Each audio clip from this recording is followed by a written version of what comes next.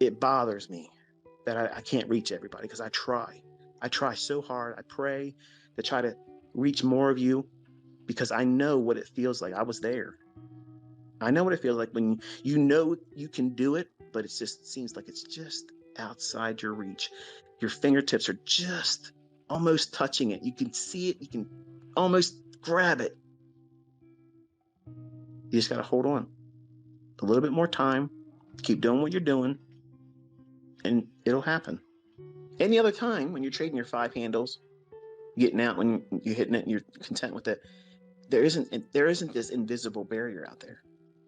But then when you start wanting to do more, where you know if you could be consistent with this just a few times a month, wow, what would that do for your trading? Man, that would really set you apart. Like, you'd be top tier. You'd be in this upper echelon of trading.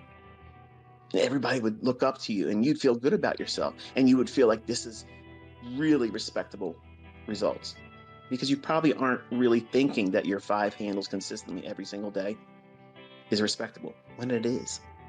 It absolutely is.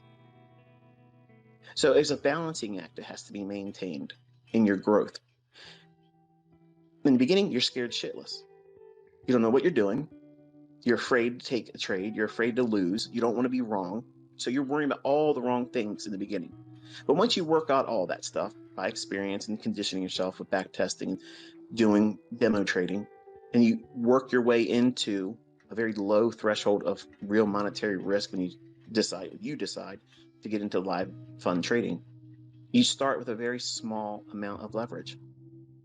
And the graduation from that is going to be slow, not fast, slow. And the reason why it must be slow is because you don't know what it feels like to do it.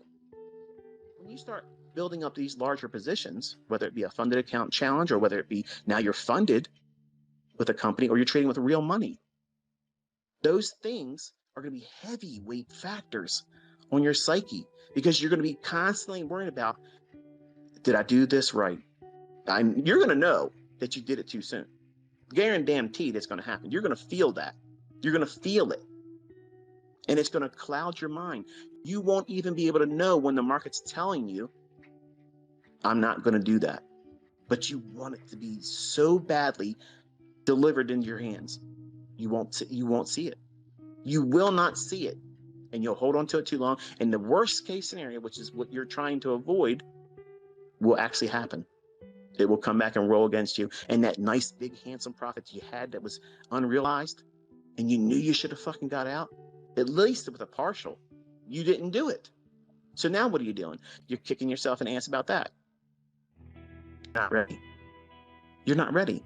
It doesn't mean you're never going to get there. It just means that you haven't desensitized yourself. You work up into it slowly.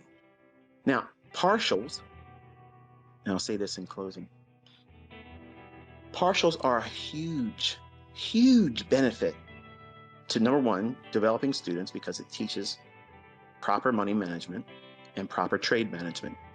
And it helps you grow as a trader. It helps you understand risk. It helps you navigate order flow. But there is no, and I'm telling you openly, there is no recipe that's going to be appropriate for everyone. That's the part that you bring into it. That's your personality. If you're trading, if you're pushing a button, the result should be you're making money. That's it. Not did I impress the people that watch me? Fuck everybody that watches me. Seriously, I don't give a fuck if you like me, okay? If I'm pushing a button and I'm taking on risk, the end of that trade, I better fucking make money. I don't care if you like my post. I don't care if you like my management of the trade. I don't give a shit.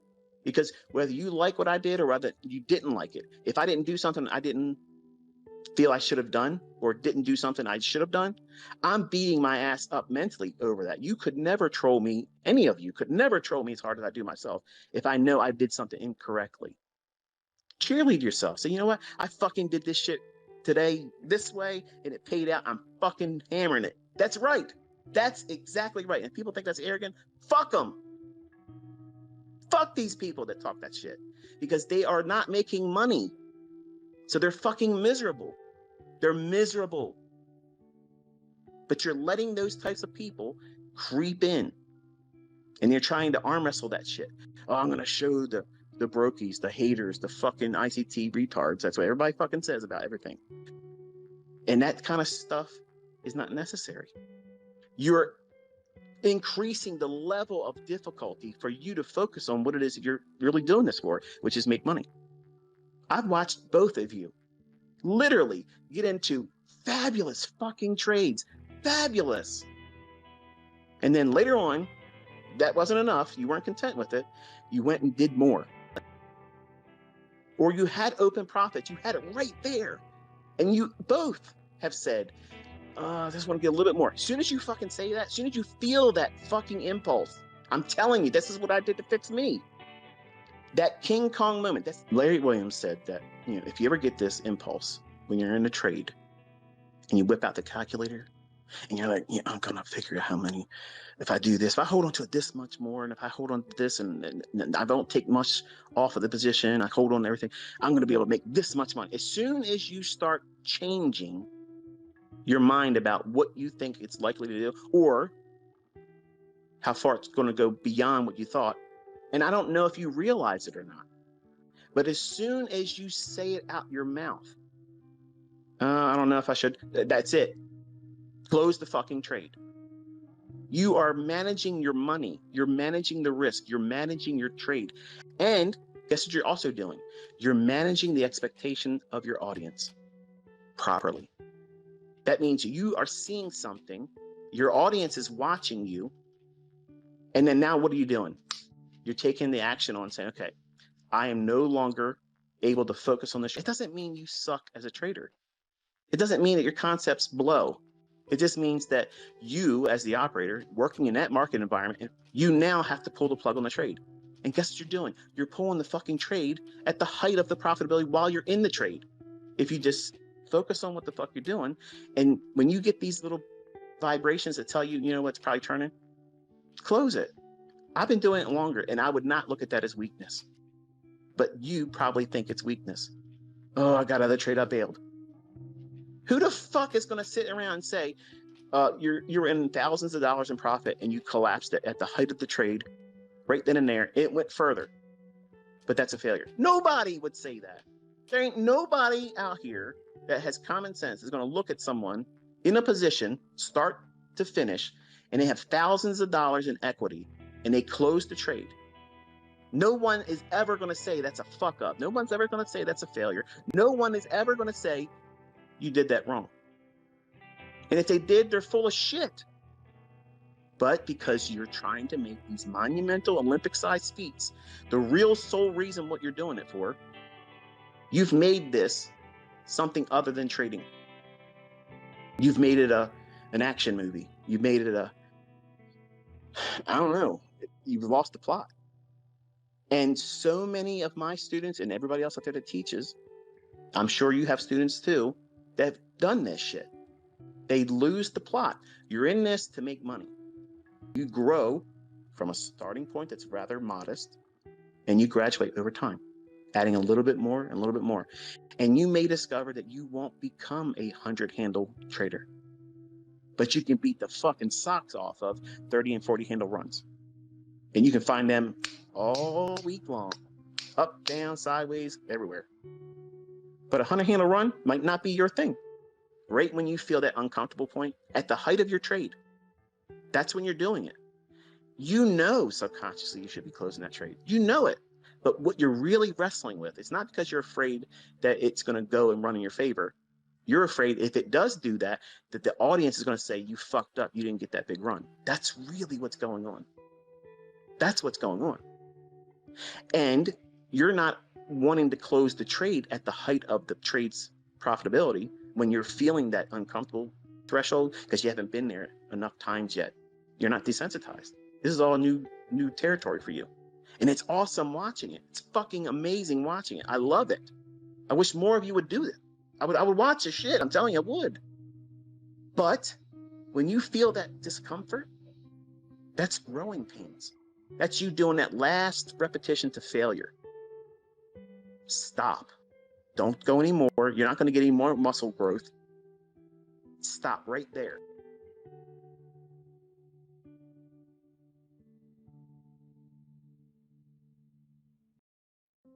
and many of you, and I went through this too, you're keeping score on your emotional commitment to a trade. Now think about that. You're measuring your emotional commitment to every trade you're putting on right now when you're new. What separates the trader that thinks like that from someone that's consistently profitable? They're not holding their entire career up by the results of that one transaction. They're not leveraging so much that even if it doesn't pan out, it is insignificant in the grand scheme of things. That one thing, that one transaction, that one idea, that one decision didn't materialize in a manner that was favorable for you. But you're not worried about being right. That state of mind is what I'm getting at with this particular podcast or Twitter space. When being right is no longer enough. See, right now in the beginning, everybody wants to be right. That's your scorecard. How many times can you be right in public? How many times can you be right in your private demo trading or tape reading? And you're building this idea, if you're doing it like this, you're building this idea of reporting to yourself as a scorecard or a report card on the basis of how many times you're right. When you make decisions in the average everyday life, the things that you want to see happen for you sometimes doesn't pan out like that. Something happens, traffic keeps you from getting into work on time. It wasn't your fault. You made the decision, though, to leave when you did. But you didn't know that traffic jam was going to tie you up. And then you may have some kind of repercussion at work. You were heading to work. You had good intentions. You were right about doing that, but you didn't get there on time. So you missed the mark. That's no different with trading. You're going to get up. You're going to start your day. Open your charts up. You're going to have a game plan. You're going to wait for the market to do specific things to line up a setup for you. And you're going to push a button. And once that button is pushed and you're in there, all control has been removed from you. The only thing you can control is the risk and how much time you stay in that trade. Everything else is out of your control. And it's interesting as a psychological experiment that all of you have the opportunity to measure yourself in. When you learn how to do what I'm teaching, it at some point becomes easy to do it in demo.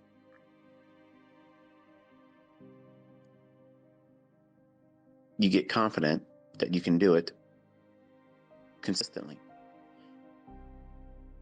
Some time in the future for you, you'll decide when being right is no longer enough. You'll want to trade. You'll want to do a funded account, or you'll want to speculate with your own live funds. And when you push the button then, you don't have that blank void of, if I'm wrong, I don't lose anything. Now you have, I got to be right. Because if I'm not right, I lose money. And now where's your mind focusing? You're worrying about the risk too much. There's a great deal of acceptance that's required for us to do this with real money. And that risk is, unfortunately, something you need to embrace. You can't shy away from it, because if you are shy to risk, you can't do this in live funds. And a lot of people discover that they can't do it without going through some kind of growing pains. And some of that is very long and arduous. It's just daunting to get through for some of you. But you have to be prepared for that being the case for you. because you're wrestling with wanting to be right again and not have that feeling of, if I'm wrong, it doesn't hurt. That's the reason why we teach to be completely bored. You shouldn't be excited about it. If it goes to your target, okay. I mean, are you going to work every day thinking, man, look at this. I got here again on time and I get to spend all these hours again for the man. I hope he appreciates me. No, of course not. It's just something that you do. It's a routine. But you need to make your trading just like that.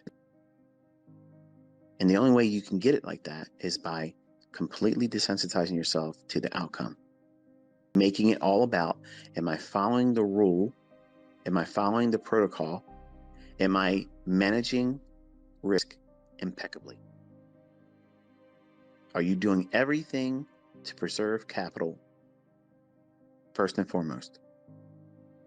Because if you're doing that, and your model is rooted in sound logic and things that I've been teaching and proving that exist in price action live, you have the best opportunity for you to submit to that process. And over time, this is why it's important, if you ever make the step or leap of faith into trading with a funded account or live funds in your own brokerage account, you start with a very, very insignificant amount of money. And you go through that whole process again of desensitizing yourself. Don't make it about, I got to make a 5-figure withdrawal. I got to make $1,000 withdrawal. If you start putting time limits on your goals in something like this industry, it makes you impulsive. It ushers in fear of missing out and plain old-fashioned fear. You foster performance anxiety, and you don't realize it's going on, but you're doing it to yourself. So the reason why I teach the way I do is it gives you the best probability of finding yourself in that sweet spot mentally where you don't care what the outcome is going to be. You know what you're doing is rule-based. This is what time the market should be doing this. This is where the market should be gravitating towards, and this is the draw on liquidity.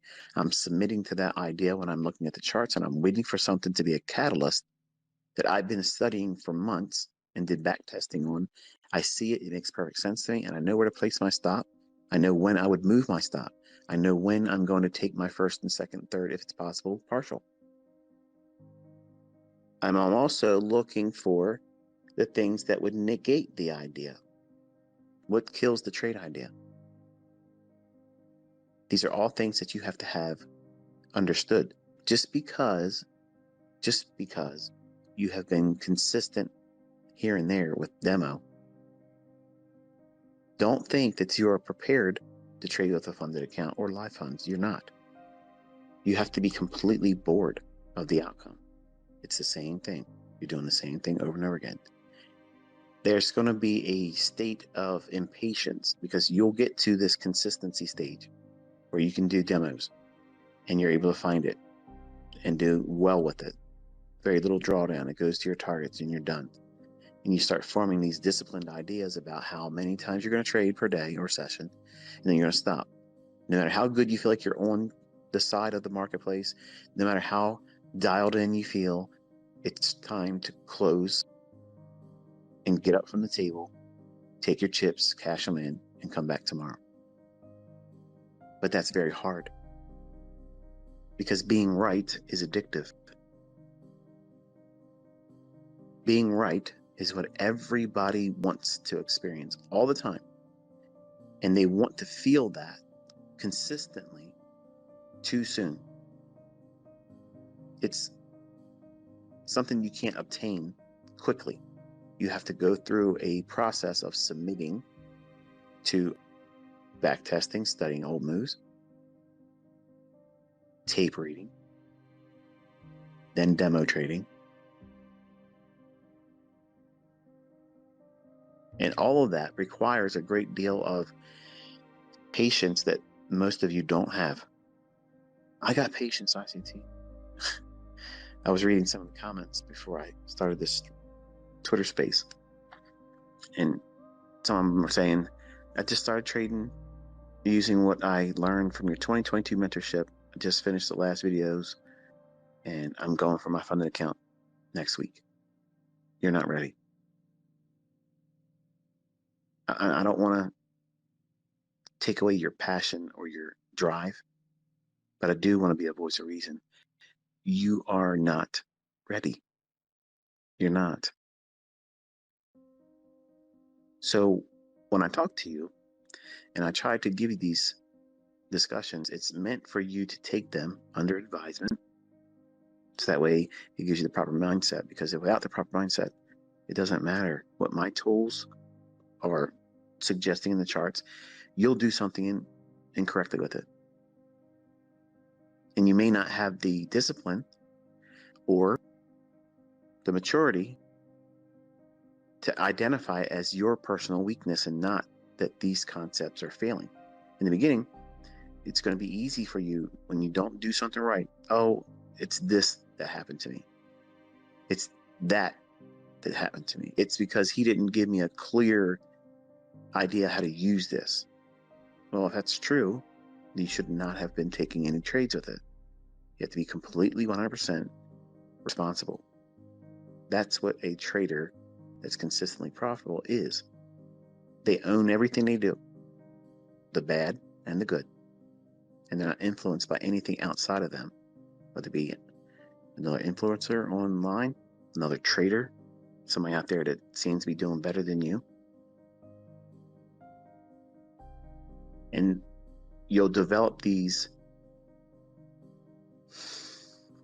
little mental challenges that you can be right more than someone else. And then your trading becomes a pursuit of, again, what? Being right. When being right is not what we're trying to do. It's a derivative of doing the right things, but our reasoning or the catalyst for us getting in the trade is not on the basis of being able to say, I'm right. I'm going to say that again so that way you understand what I'm referring to, because it's easy to hear it and go in one ear out the other. When we start trading, even in demo, more so when you're trading with live funds, you are pursuing the pleasure, the stimuli that comes with being right. That feel-good hormone that gets released. It reminds you that if this was real, you'd made that much money. And you don't want to go into your development with that mindset, because you're pursuing the end result being on the basis of you being right. And if your focus is always about being right and not the process, what are you really doing? You're teaching yourself to adhere to something on the basis of win or fail. And now you've elevated the outcome to a level of critical. It's critical for you to be right, because you won't be prepared mentally to accept the fact that that one didn't work. And every single time I blew an account, it started right then, right at that moment, where I had a trade idea, I put the trade on, it looked good, and then ultimately ran against me on my stop. Okay. When I first was learning, it felt like the weight of the world was coming down on me. It felt like I'm afraid to take the next trade because that one didn't work out for me. And the number one reason why you're fearing to take the next trade after a losing trade is because you're wrestling with the impulsiveness to want to trade with a larger size, and your conscience is telling you, don't do it. And you need to listen to it. Don't. In fact, it's better for you, if you're new, to just completely stop for the day. Give yourself time to process that incorrect trade result, So that way you can desensitize yourself from the pursuit of being right. Because if you're trying to do your trades with the goal in mind that I'm going to be right, it's going to go to my target, it's going to go where I said it was going to go, versus I'm trading this model, I'm trading with this approach, and I'm submitting myself to this very thing here. Nothing else. I'm not bringing anything else into it. I'm not letting anyone else influence my following of this logic. Come hell or high water, whatever the results are, I'm going to log it, and then I'm going to follow that model again when the setup forms it again, whether it be later today or another day. And you will find that you will get to this point where no longer are you pursuing being right, because it's no longer enough. It's not going to be satisfying for you to just be right. You're going to be looking to do what? Be more precise, more accurate, less drawdown, less heat on your trades when you put them on.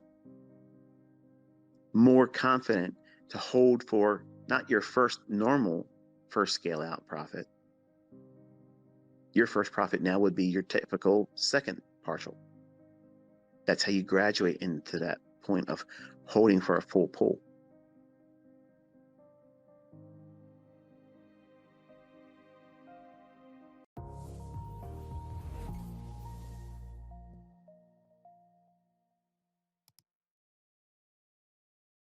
What should someone think about if they're struggling financially right now, or they feel like they've been struggling for many years, and it feels like they're just surviving week after week, month after month. They're not sure how to get to that kind of sense of freedom for at least a 6-month runway or beyond. What should they start thinking about? You know, what you've just described, I believe the majority of people are living that way. Yeah.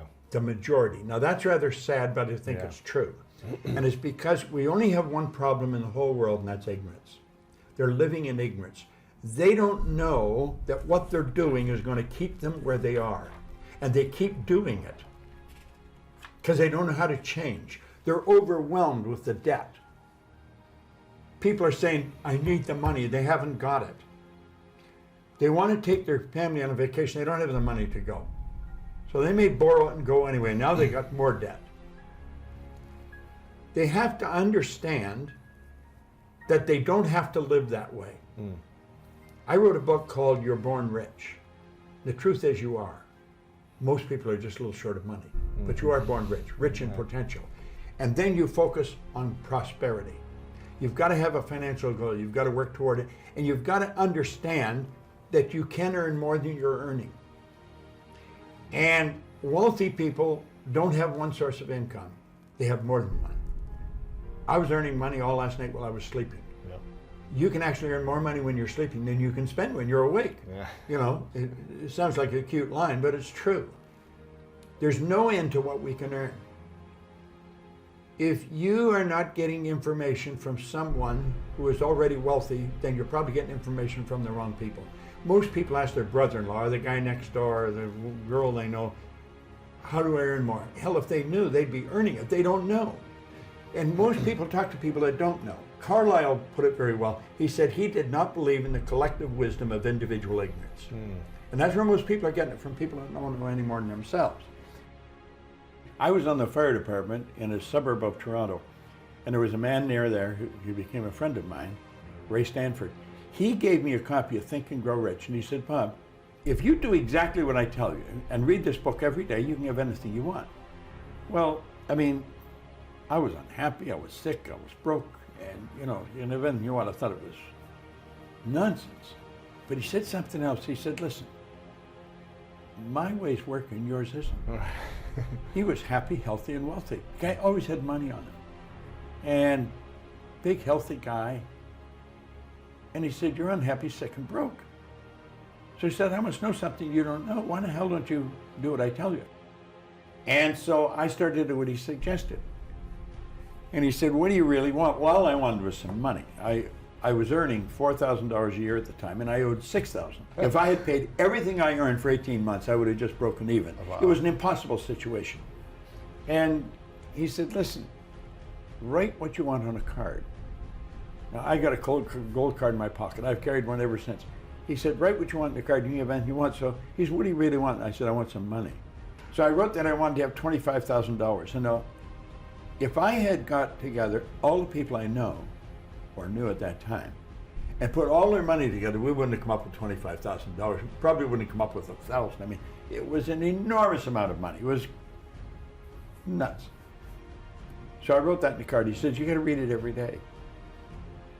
And he keeps saying, did you read it? Did you read it? You know, so he got me reading it. And I reading the book or reading the card? No, read the gold card. Just yeah. a gold card. Read the gold card. I'm so happy and grateful now that I have 25,000. And I learned something very important from it. All I thought about prior to that was debt, because people are always phoning me, when are you going to pay me? If you think about debt, you're going to be in debt forever. Yeah. You become what you think about. Well, this gold card got me thinking about earning money. I never thought of earning money before. I thought about debt all the time. And it got me thinking of earning money. So I started to hear people talking about earning money. And because I heard them talking about it, it got me thinking about it. And some guy said, there's good money cleaning floors. I said, I'm not proud, I'll clean floors. I was prepared to do anything. I wanted to earn this money. I said, I wanted to earn money. So I started cleaning one office. And by the end of the year, I was earning $14,500 a month. What? I was on the fire department. The chief was only earning $11,500 a year. Wow. I was earning $14,500. This was in a year from the start. I started to clean one office. It was Canada Starch. I'd wash the floor twice a month, $15 a time. I got $30. Then I got another one, Kirby's Construction. I got $65 a month. Well, do you know, in less than 5 years, I was cleaning offices in Toronto, Montreal, Boston, Cleveland, Atlanta, London, England. I mean, think going like a rocket. How should people be developing their imagination on a daily basis in a positive way? Well, I think they should take time to image what they want. I have a business partner, Sandy Gallagher, who's a brilliant woman, and she rides horses, gaited horses. Mm-hmm. And she's in Kentucky right now. And she images herself as a world champion. Every day, she takes the time and she sees herself as a world champion. She sees herself getting the roses, getting the whole thing. And that's what you should do it. I think you build the image of what you want. I mean, you obviously imaged this studio before you ever built it. Right. I mean, everything you see here was part of the image in your mind. But everything you create twice. Once in here, once out here. You know? So you never get an original painting. You always get a duplicate. The picture's in here. Wow. So we have to see ourselves with what we want here. Now we've got enormous deterrent in our paradigm. We're conditioned genetically and environmentally. And that conditioning is controlling most people's lives. That's why brilliant people are broke. Brilliant people are unhappy. Brilliant people never really accomplish very much. They're absolutely brilliant, but their paradigm is controlling them. It's all about intellect. I'm firmly convinced if a person doesn't understand a paradigm is nothing but a multitude of habits. They're programmed into your subconscious mind to control your behavior. It's got nothing to do with how smart you are. It's got nothing to do with what your formal education is. It's got nothing to do from which side of the tracks you come from. It has to do with your paradigm. The paradigm is a program in your subconscious mind. It's both genetic and environmental that's controlling your behavior. Everyone that can hear my voice knows how to do better than they're doing. And they may wonder, why don't I do it? It's because you're programmed to do what you're doing. And until you change the program, nothing's going to change. Paradigm has to be changed.